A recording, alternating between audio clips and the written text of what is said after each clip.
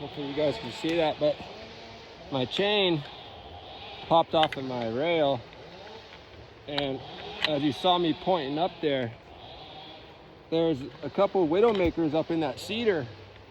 You might be able to see the bottom limbs of the cedar. So I didn't really feel like working on this with that right above me. See if we can't get it to go back in without having to loosen.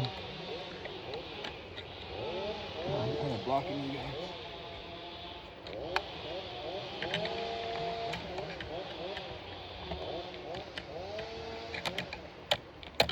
There we go. See it snap back in? So she's back in. The boss Joey just showed up.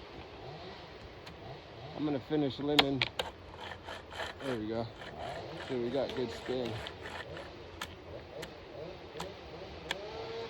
I like that tension right there. I don't know if you guys can see that.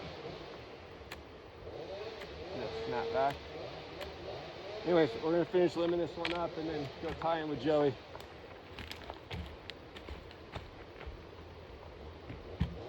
You guys saw me drop start. That's technically not proper, so I'll give you a log start.